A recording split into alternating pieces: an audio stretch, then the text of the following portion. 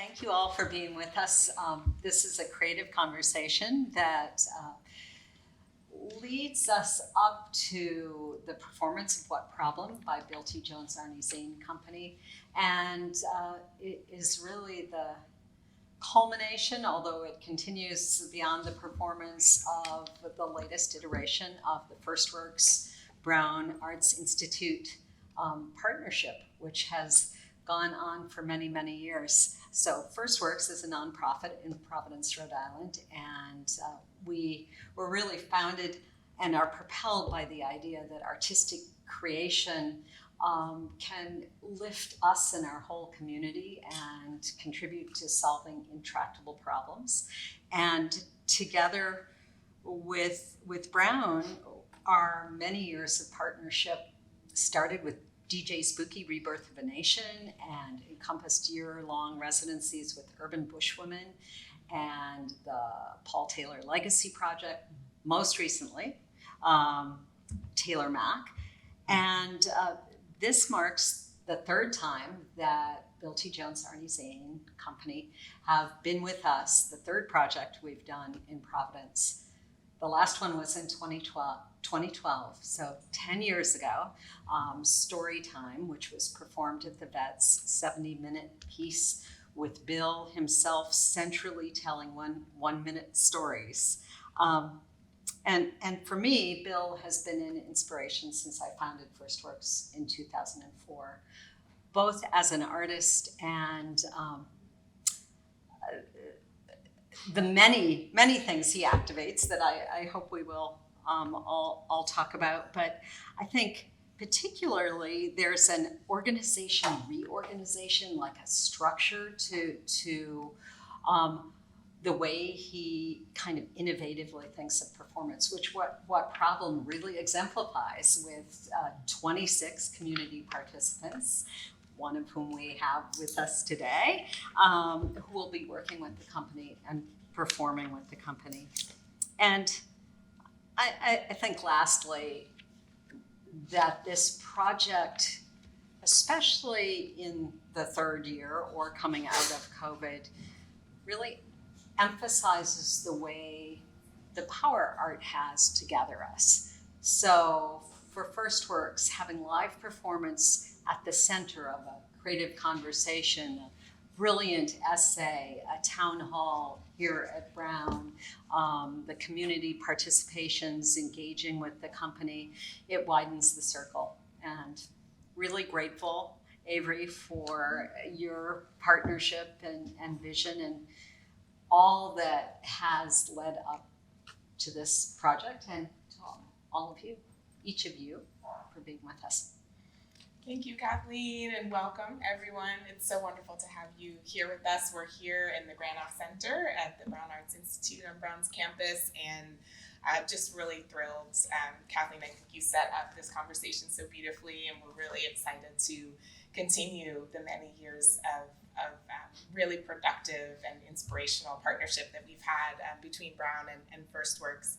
And part of that has to do with how we think about community and communities. And I love that over the years that definition has been evolving, and being able to bring an artist like Bill T. Jones, a company like Bill T. Jones, Arnie Zane Company, back to Providence again and again is a really rich testament, I think, to the ways in which we want to be in service of, in community with, sharing space, with each other here in Providence, this incredible creative community. So I think you put everything really beautifully, and maybe we could just jump right in and start talking about this project, What Problem, and how it's resonating with each of you and your work and your relationships with Bill T. Jones and the company over the years.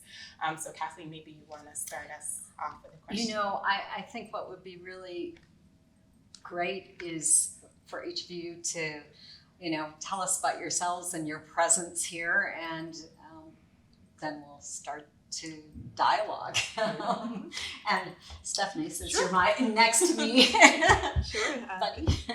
Thank you, everyone, for contributing and putting this together. I'm Stéphanie Larrieux. I am the acting director at CSREA, the Center for the Study of Race and Ethnicity in America at Brown University.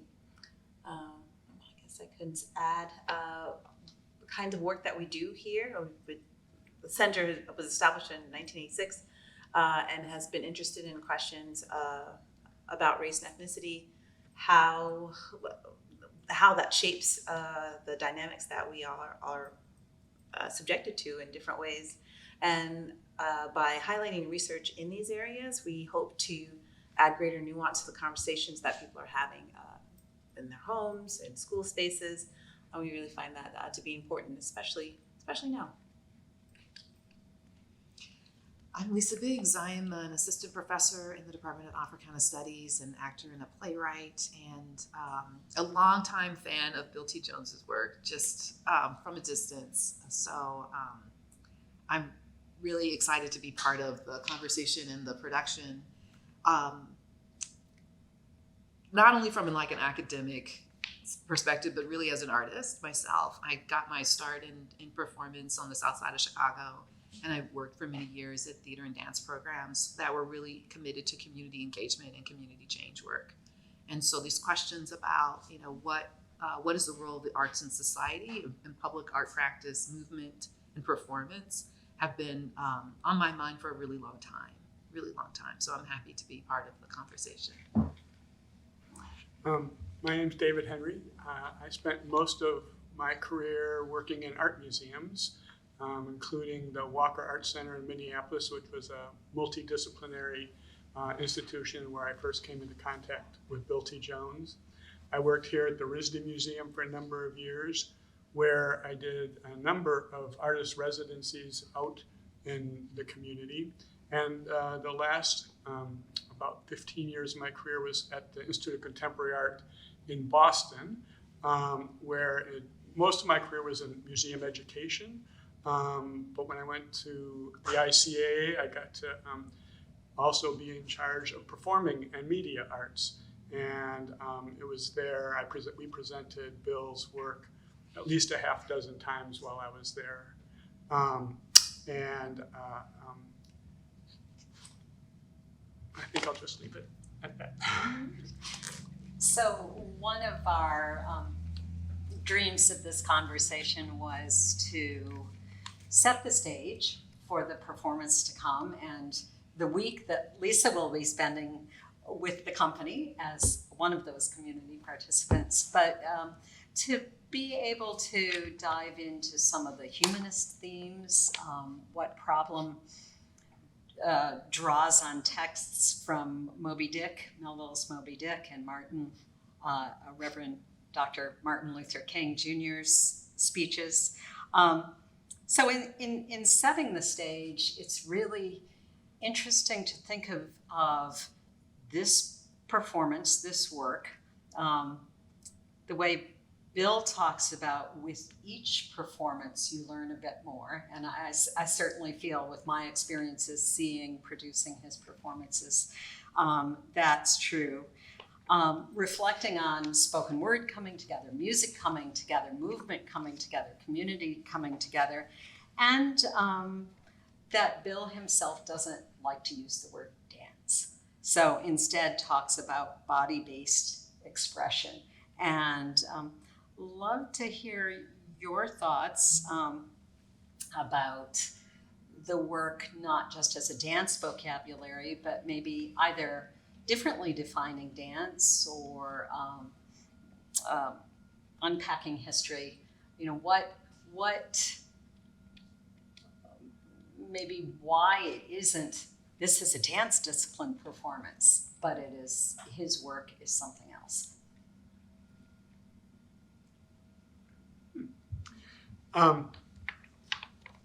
I wanted to be a dancer at one point. I was terrible at it. And I didn't last more than 6 weeks, I don't think.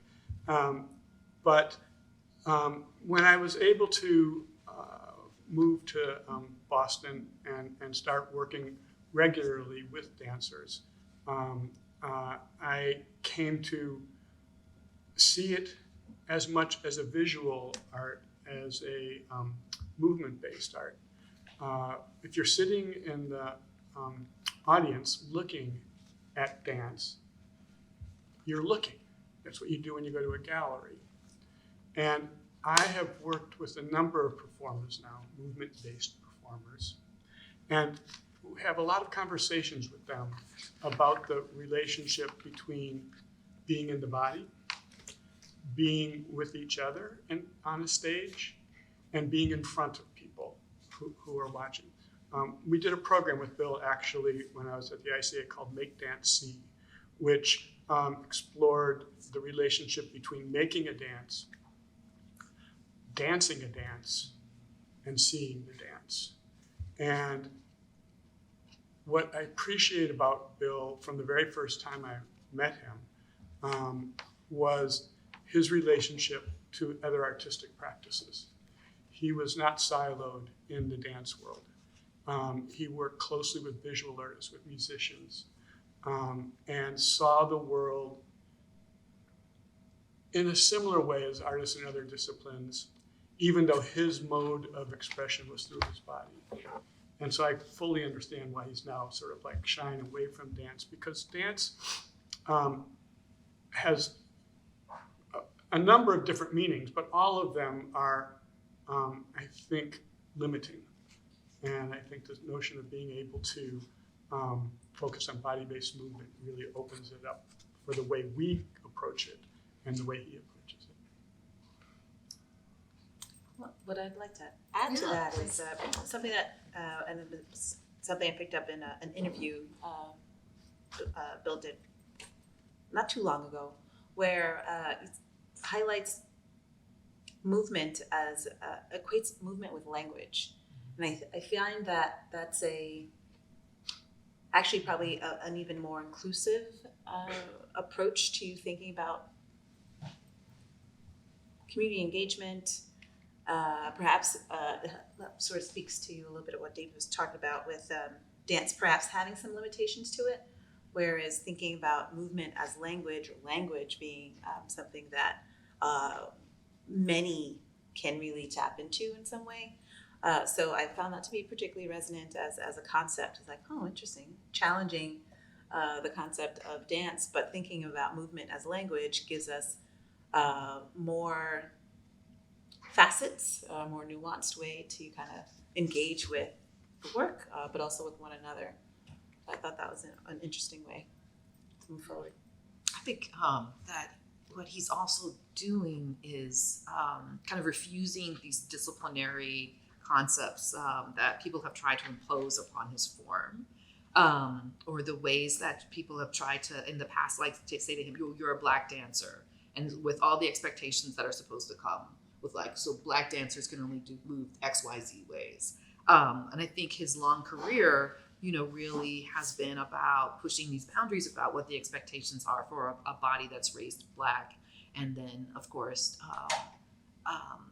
and masculine. But I think also that in insisting, as you all both are flagging, that we're talking about dance and beyond that. So insisting that kind of pedestrian things that look very pedestrian every day, like the beginning of the piece is just kind of walking around. It just seems like deceptively easy, but to insist that when you that too has meaning and value and communicates something deep and profound if we pay attention to it. Instead of saying that dancers only, fit into, this is his company's record out for this, that the dancers don't all look like, they're not all ballerina bodies. That I remember one of his most fabulous companies, and this is probably in the 90s, but there were people of all these different heights and different weights, and they moved beautifully together within their abilities. Of course, they're exquisitely trained, and their ability to move so seamlessly is a testament to that historic and ongoing training, but that the movement itself is something that we recognize is like, oh, we could step into this and do it, is a radically democratizing process that resists those kind of past frameworks that said only there's a small number of people with exceptional skills who, like I had a friend in the Ailey Company, her whole job was to go on stage and lift her leg up here every night for for decades. She did that. That was her job, and she is a beautiful dancer. She has no hip socket now because that was her job. but she, but this kind of resisting the label of dance and insisting upon saying that this is movement work also really opens up the possibility of who can be on stage and who can participate in the work in a lot of different ways, not just as an audience member, but on stage, who can make movement. We all move, we all make movement.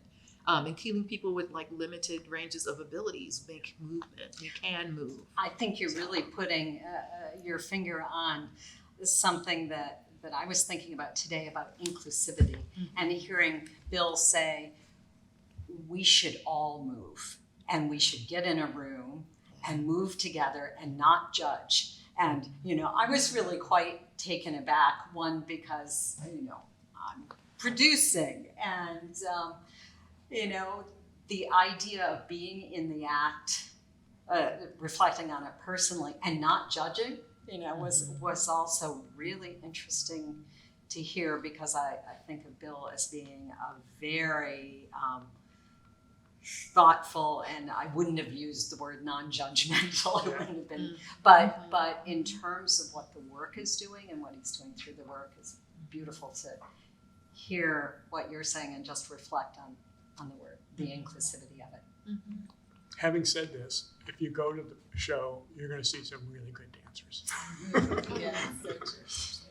And some beautifully, powerfully spoken words, and some amazing music. Yeah, and that concept of we, I think, is really interesting, right? And recently, Bill T. Jones had a really beautiful article in Time, and he says of what problem this production, this piece is about the pursuit of the we. We the people, we shall overcome, we hold these truths. That is part of everyday parlance, and it's quite irritating. So Bill, that's quite irritating. I am a Black American who truly grew up thinking that we shall overcome. That there was a we that transcended ethnicity and race. So I'm really curious how you think about we, how you think about we in your own work, but also in relation to Bill T's work, this idea of the we he creates with his company, the we that he creates in relation to the audience, and how the audience and the community is brought into his productions in really powerful and beautiful ways. How does that theme and sort of all that he's trying to pick apart about the we, the collective, how does that interface with the work that you do? How do you think about that particular theme or other themes that the show brings to mind for you?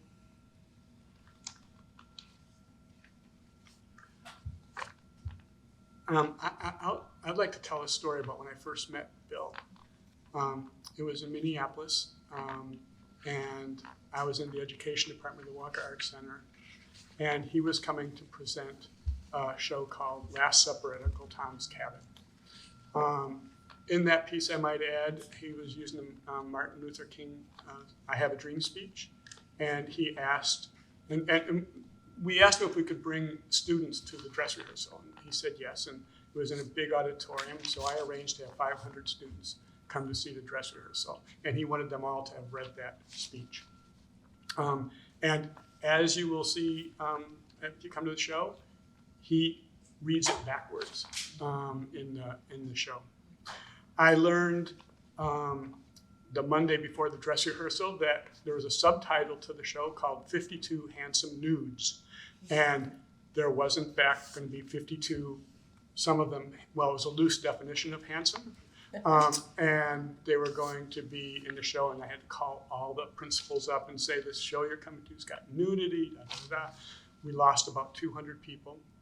But the 300 students who came at the end of the show, he brought them all up onto the stage. 300 students came up to the stage, crowded around into a tight group.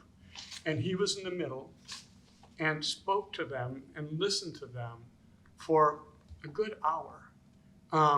And they were completely transfixed. They became a we. And that was a community. And it changed my career. It changed how I thought about what it is to educate. And it's been something that I've stayed with throughout my whole career. I was going to say that I think that example really highlights that that a we doesn't just happen, that it's a doing. Mm-hmm. That it's making community is a purposeful practice. It's something that, you just don't cast it once. You have to keep casting it and keep casting it and keep casting it. And it changes, it morphs, it falls apart. The challenge of the, we the people and we shall overcome is that they are, emerge from these singular fixed moments in time. And we all know that the we the people didn't include most of the people in the country, right? But we've been fighting through this notion of like, can we make that we more inclusive? And what are the stakes of that? Does it mean certain people have to lose things? Yes, it does. Yes, it does. But does it mean that in losing certain privileges or assumptions that you lose everything? No, absolutely not. Absolutely not. I think that what you gain, what might be gained if in expanding the we of we the people is wow, can you imagine a we that's not cast by slave owners? I can. Well, let's get there. Let's get there immediately. Let's go. By settler colonists. Let's go. But by people who, believe that a portion of humanity is inherently subhuman and incapable of political thought and organization like women. Let's get there. But the getting there as a country, we've never figured out. We've had wars, we've had public policies, but we haven't created a way of like holding up mirrors to ourselves to say, what will it take for us to be a we? And what is that we? And how might we collectively get there? And I think that the we shall overcome, demonstrates the power of the declarative, that we shall overcome. We shall. It's often Black dance and that kind of speech. It does more than describe it. It declares this is the new way of being in the world. We shall overcome. The shall, we're stuck on the shall still. We're stuck on the shall, future tense. So I think that the work here is as many of his pieces have in the past, really asking these questions. How do we get from our individual silos or community silos and look out? When I think of what problem, I also think about Du Bois's how does it feel to be a problem? So that perspective of African Americans in the late 1800s that recognizes that American society is designed to exclude, repress, and exploit us, to call us a problem, to blame us for all of the inequities of society. And yet there is this desire, determination, assertion that we belong here, we are here. And we refuse to walk around believing that, that our birth is a mistake, that we're here, basically, as his sister, Rodessa Jones might say, deal with it. Deal with it. So.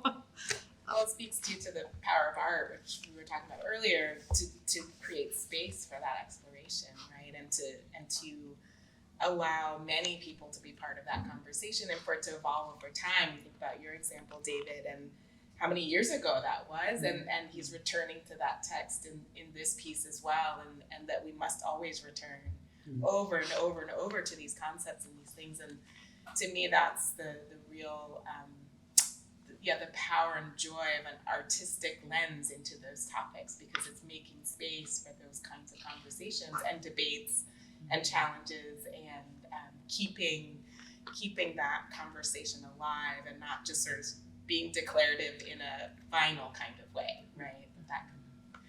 Stéphanie, I'm wondering, just from your perspective too, how that resonates with you, and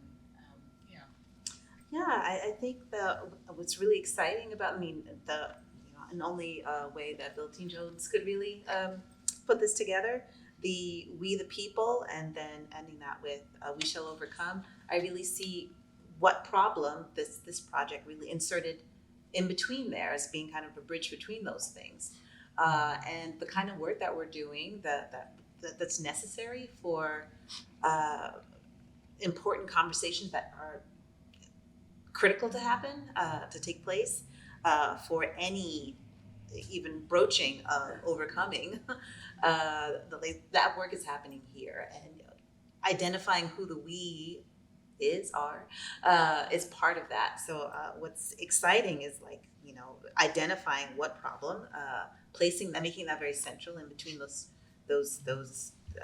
two pieces, the sort of the who, the we, and the goal, which is overcome whatever that's going to look like. Before you can even figure out or chart a pathway forward, how do you get at identifying what the problems are? How do you have those challenging conversations before you can even get moving or move forward? So I think that a work like this sort of highlights what art can do, and as to sort of tie it back to what we were talking about earlier with language of movement, what Bill T. Jones tries to do with bringing the we all together into one space, where I can imagine 300 people on one stage could be uncomfortable, but at the same time, critically important. There's like a powerful moment of reflection, of inquiry, of intentionality that I think is, part of the important ingredients about how we're going to be able to move forward, if we're going to be able to move forward. I think that you're talking about the we in some of the most profound ways to talk about this. This work and Bill's process. I think that there is also a level, I think about the we in terms of partnership, in terms of meeting you, coming into conversation, and what can come from that. So, I mean, I know we're essentially here to talk about Bill T. Jones and what problem and, the depth of all that.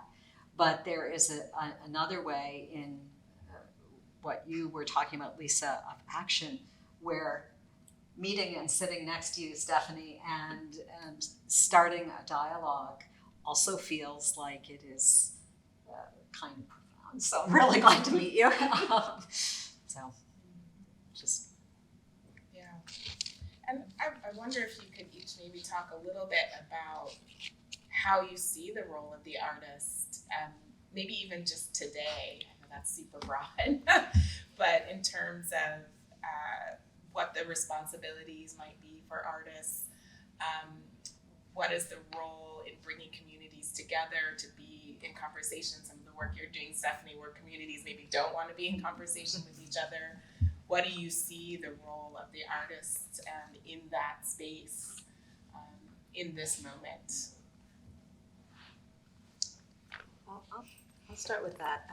Well, in the kind of work that we do at the center that focuses on the study of race and ethnicity in America, we highlight research, but we also try and make that research, that timely research, relevant and accessible. And that part is literally our tagline. And how do you do that? There are abstract ways you can think about these really important problems. There are very concrete ways you can think about these problems. And you need both of those happening simultaneously.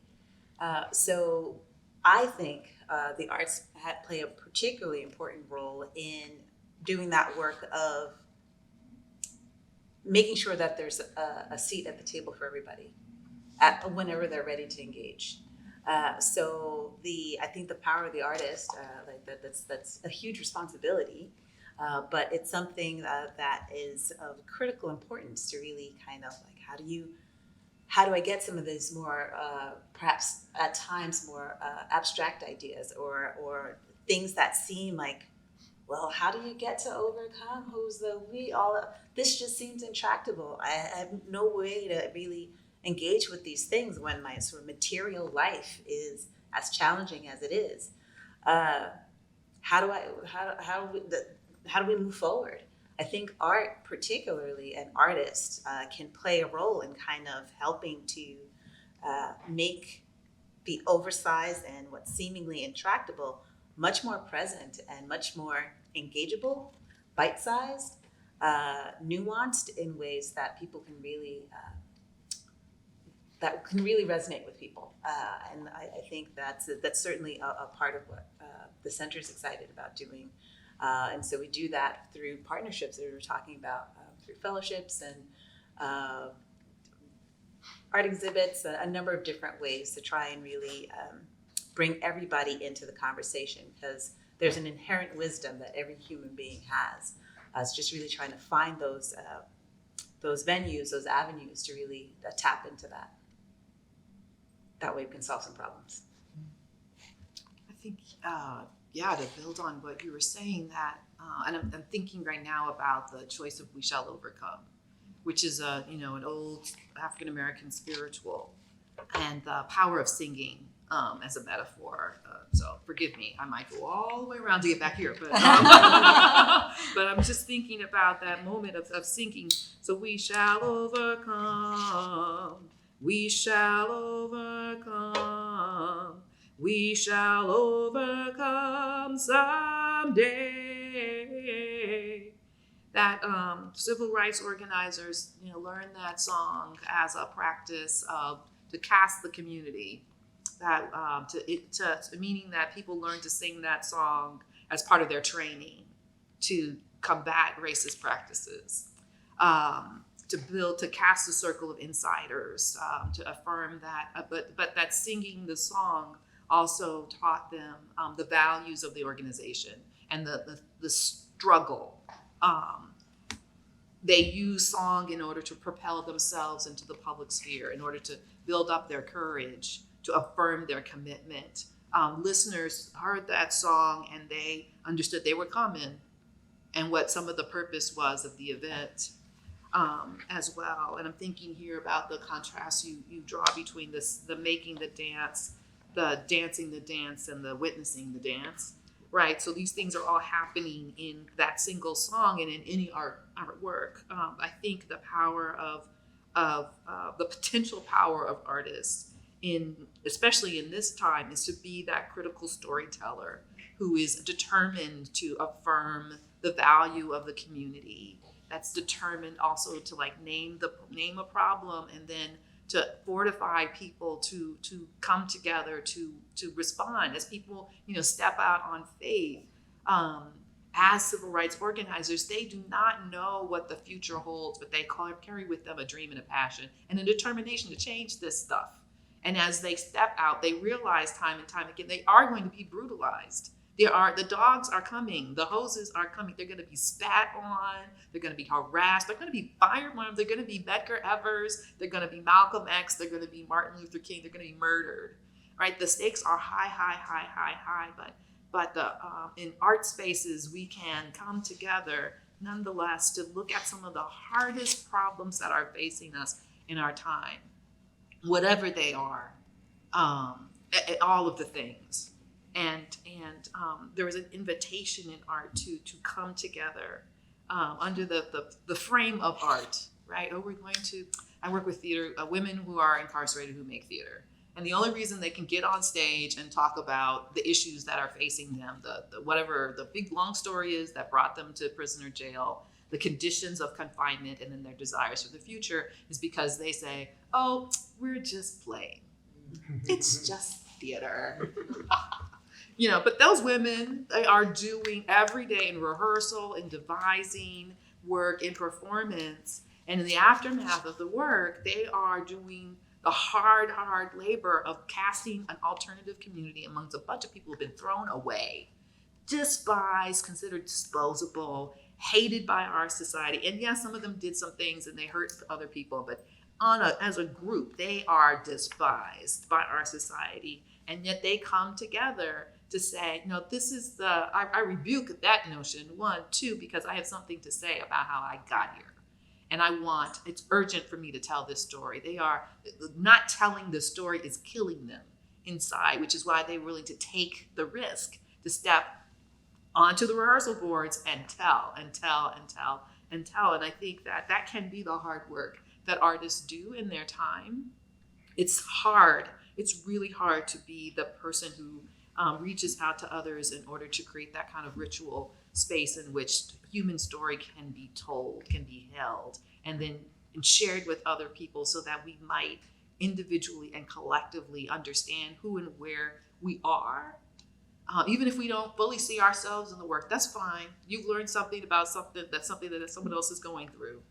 And then use our critical discernment in order to think about, well, where am I in this story? Might there be a place for me in this story? Might my neighbors be going through this, even if I was not aware? We bring that critical discernment as we watch the piece, and then are invited to imagine a new way of being in the world if we choose to act on it. I mean, certainly theater people, dance, movement folks are not therapists. We're not making public policy, but long before the state exists, long before the nation state exists, we were telling critical stories. We're doing this work because we need to be able to share our experiences, and to ask, work together. We need each other. Actually, I think that was the point I wanted to land on, that art reaffirms the fact that we as human beings, we need each other to understand our human experience, that our human experience is a collective one. So even though we have a lot of, individualistic this, that, or other, but really to understand who and where we are in the world, we really need each other. That's, I think, what some artists desire to do, is to cast that circle and to hold it. One of the ways at what problem that we will witness is, first, the work is in 3 sections. First, solo, then the 10 members of the company joining Bill, and then the community participants who also will be speaking. So we will be not just witnessing what's on stage, but we will be witnessing that coming together. And I'm interested in how that maybe active witnessing, and when we talked about action and acts, builds community in and of itself, or if you have thoughts about that. I have to say, I love the moment where the first ensemble members rush on stage. It's almost like, it's not like a kidnapping, but he's there by himself, and then he's got these 2 people on it. It got me thinking about how sometimes community is something that you invite in, and sometimes, it's like thrust upon you. The head pushes the door. Come on. But I'm sorry, that is so totally off topic for your question. No. It's on my mind. That's the beauty of conversation, No. right? This is not a I think lecture. that art and artists have a particular, well, let me go back. I don't necessarily think artists have a responsibility to do anything beyond what their art is capable of doing. I don't think all art is able to overcome. And when I look at what problem, I keep asking myself, well, what problem is he talking about? There's a lot of problems that I see in that piece. And I think what he's done is he's put it out there, and you're all going to see it through your eyes. And you're going to become part of that community, and you're going to define for yourself what problem. I see in Bill's piece him grappling with age and mortality. There's frequently times that when that community comes up, they hold him up and keep him from falling and move him forward. And so clearly his questions about social justice have been with him since I've been aware of his work. But he's also touched on issues of gender and inclusion issues. He calls himself a formalist when it comes to making dance. He says when he's putting the dance together, I mean, he has these ideas, but when he's putting the movements together, when he's in the studio with his performers, it's really focused on the movement. And not say, well, that movement means that. That's not the way he's thinking. And it's what we used to call the museums a safe place for unsafe ideas. And I think that Bill has really been able to live in that space and allow people to come into that space and build their own unsafe and confront their own unsafe ideas. You said something about art helps us see the world differently. And I think that's what art does. It gets us out of the A plus B equals C, 1 + 1 = 2 thinking, and lets us it connects different parts of our brain and lets us see the world in a new way. I think another thing that's so interesting about what you've been saying is that, what problem has emerged out of a larger work, Deep Blue Sea, that was commissioned by the Park Avenue Armory and produced through the pandemic, developed, of course, many years before the pandemic, but this kind of evolution of the of solitude, of being alone, and emerging into finding your people, finding those who will support you or push you, because sometimes that's also really necessary, as you're saying, Lisa, into a larger, evolving that conceptually into a larger community. I think that the whole idea really evolved just in extraordinary ways through the pandemic, and thinking about what that means to be alone, and whether that's forced or not, and what you do to find solitude that's replenishing and refreshing your soul, your mind, your energy.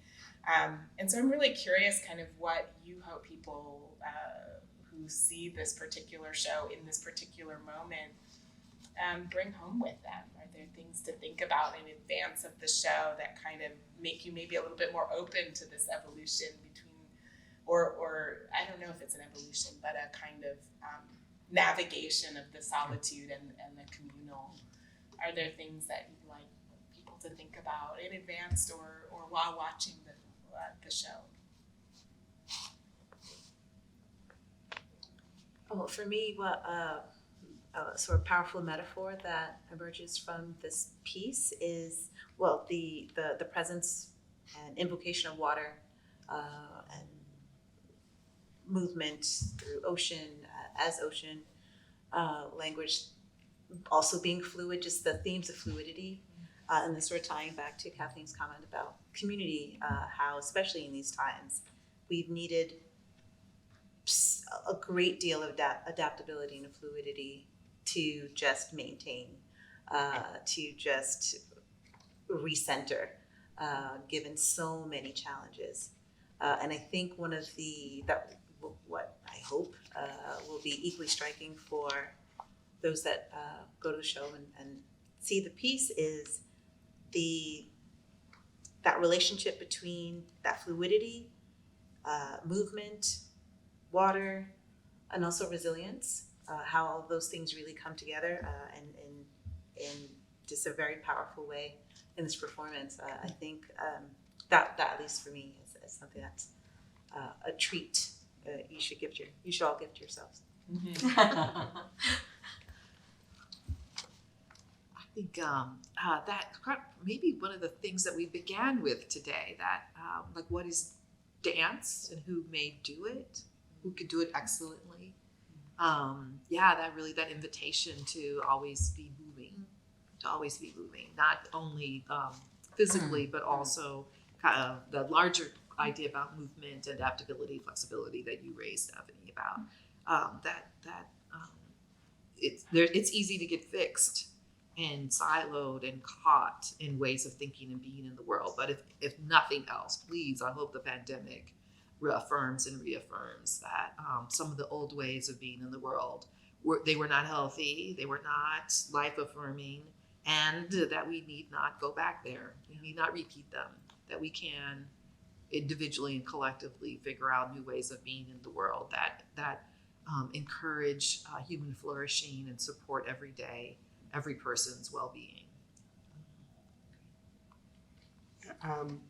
Just to what you all said, I hope you all go in there. I hope you all go in there with open minds. I hope you ask yourself questions throughout.